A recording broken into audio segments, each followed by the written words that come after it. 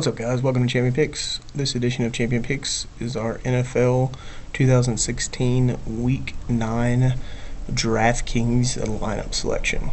Let's go and look at what we did in Week 8. Let's take a look at our plays. We had one good lineup at 147.84 and one bad at 87.2. So let's break these down. Starting off on our bad side, Ryan Fitzpatrick, if you can't do it versus Cleveland, you can't do it versus anybody. I'll probably not do any jet stacking for the rest of the year. Fitzpatrick was like 4-0 versus Cleveland, now 5-0 versus Cleveland. And before in the other previous games, he'd thrown a lot of balls to Brandon Marshall, but Brandon Marshall had some key drops in this game, and they just weren't clicking. So I'm going to try to stay away from the Jets from here on out. And then our best player, Devontae Booker, which is kind of sad, only had 18 points and was 52% owned, so big-time chalk. And then we got Cole Beasley, T.Y. Hilton, Brandon Marshall, like I talked about before. All of them were kind of chalky but terrible plays because they were all over 10% owned. James White was a low-owned play, but he didn't catch much. Brate, 11-2 out of the tight end. Not terrible for a tight end, but not anything good. In this game, Cameron Brate and Mike Evans, Sterling Shepard actually caught a touchdown, which is weird. They scored 3 touchdowns, but I want to say one was a Jameis, one was Sterling Shepard, and the other was rushing. So on the good side, Aaron Rodgers at 10% was our best play. It's kind of surprising that he was only 10%, but he was second best quarterback this week in fantasy.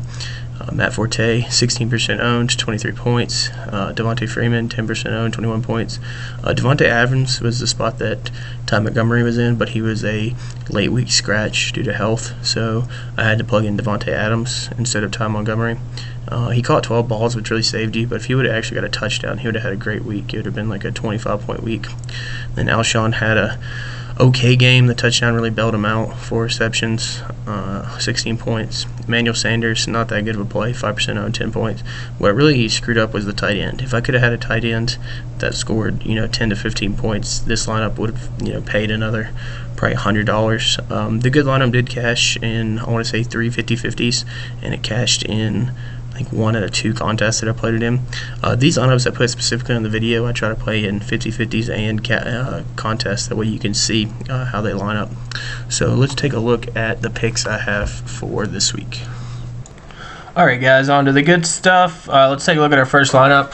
We've got Jameis Winston, quarterback. I like the matchup. Tampa Bay coming, or at home, Atlanta coming to Tampa Bay.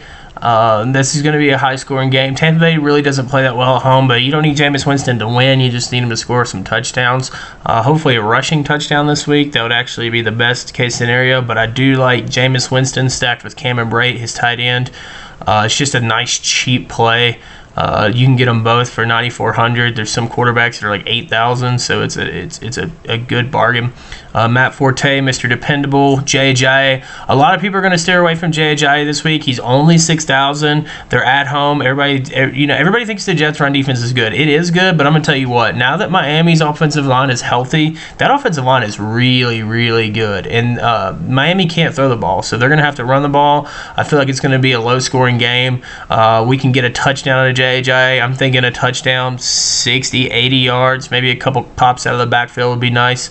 And then I'm riding these Saints picks this week. Brandon Cooks at home versus San Francisco, and then we've got Quincy Enunwa at home or at Miami. If you look, Brandon Marshall just hasn't been playing well this year, and Quincy Enunwa has, I think, I want to say a touchdown in the last 3 games, I think, and so I really like Quincy instead of Brandon Marshall, especially at the 5,100 mark. Ty Montgomery, obviously everybody's all over Ty Montgomery. That's going to be a chalk play, but you kind of got to put him in there with what Green Bay's doing to him, giving him the ball out of the backfield and catching passes as a wide receiver. Cameron Brate, we talked about with Jameis Winston. Demaryius Thomas, Oakland's one of the worst pass defenses in the league. They can stop the run a little bit, and with C.J. Anderson being out, and they're running the ball with Booker and Jawan Thompson and Kabri Bibbs. So I kind of like Demaryius Thomas this week. I have him as the flex down there because I actually don't like it as much as Brandon Cooks, and Quincy Enunwa, even though Enunwa's cheaper, but I do like DT versus one of the worst pass defenses in the league. And then we're going to roll with the Chiefs at home versus the Jag. Blake Bortles just been playing bad this year, so hopefully a few picks, a defensive touchdown will be awesome to carry us through this week. All right, let's take a look at our next lineup. This one, rolling a little bit heavier on the quarterback, going to go with Aaron Rodgers. I like Aaron Rodgers. He got us 33 last week. We're going to roll with him again this week. We're actually stacking him with Davante Adams. Davante Adams has a touchdown in every game but 2 this year, and the 2 that he doesn't have touchdowns were both on the road. Indianapolis's pass defense in general is just bad. I expect a big blowout game here. So let's roll with Green Bay and Davante Adams. Next is Kelvin Benjamin. He had a bad game last week, but I think it was just due to the matchup. Carolina's secondary is pretty good. Arizona's secondary is pretty good. Carolina going to LA. The Rams do play the pass well, but I think just because of how Benjamin had a bad week, he's one of those players that Cam Newton has a close relationship with, and if he says anything to Cam, I feel like Cam's going to get him the ball even more. So Willie Snead at home, another one of those New Orleans picks. New Orleans playing in the Dome, in the Superdome, Mercedes-Benz Superdome. They've always been good, high-powered offense, and playing a terrible San Francisco defense is just a good matchup. Hunter Henry to have a bounce-back week. I like Hunter Henry at home, and we're also rolling with Tyrell Williams. Melvin Gordon has been pretty good. Tennessee actually doesn't do that bad versus the run, so that's why I'm running with Tyrell and Hunter Henry, because I feel like if they slow down the run and Phillip Rivers has to do a bunch of short pass games, both of those guys are good for the short pass in the center of the field. And then we've got the Chiefs defense versus Blake Bortles. Like I said, I don't trust Blake Bortles, so I'm going to roll the Chiefs D.